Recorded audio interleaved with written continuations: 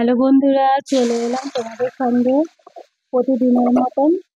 তো রান্না শুরু করে দিয়েছি দুপুরবেলায়।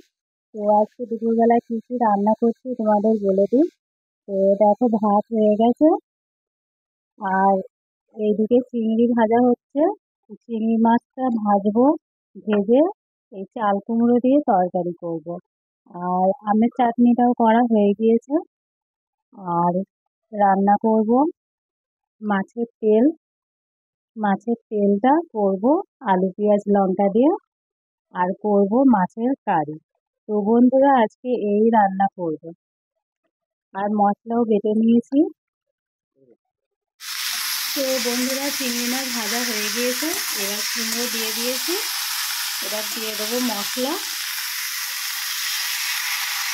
দিয়ে অল্প একটু কষে নেব। এটা সর্ষে লঙ্কা বাটা দিয়েছি,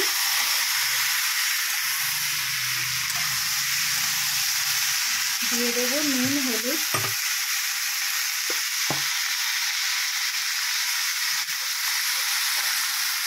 তো বন্ধুরা, চাল কুমড়োর তরকারি হয়ে গেছে। চাল কুমড়োর তরকারি হয়ে গেল, এবার তরকারি নামিয়ে নিয়ে মাছটা রান্না করব। মাছটা রান্না হয়ে গেলে রান্না হয়ে যাবে।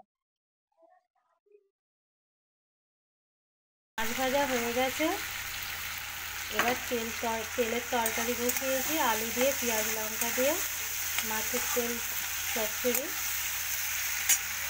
তো আলু পেঁয়াজ দিয়ে কাঁচা লঙ্কা দিয়ে মাছের তেলের তরকারি হয়ে গেল। এবার মাছ করব। তো বন্ধুরা, মাছের মশলা কষে নেওয়া হয়ে গেছে। তো দেখো, মশলা থেকে তেল একদম ছেড়ে গেছে। তো এবার জল দেবো, দিয়ে চাপা দিয়ে খানিকটা ফুটিয়ে নিয়ে মাছগুলো ঝোলের মধ্যে দিয়ে দেবো। তো এবার ফুটে গিয়েছে ঝোল, এবার মাছগুলো দিয়ে চাপা দিয়ে দেব। মাছগুলো সব দেয়া হয়ে গেল, এবার চাপা দিয়ে দেব। তো বন্ধুরা, মাছ রান্না হয়ে গেছে। তো বন্ধুরা, তোমাদের আরেকবার দেখিয়ে দিই মাছ রান্নাটা। কুমড়ো দিয়ে চিংড়ি দিয়ে তরকারি, চাল কুমড়োর তরকারি, আর মাছের তেল আলু পেঁয়াজ লঙ্কা দিয়ে তরকারি, আর মাছের কালিয়া।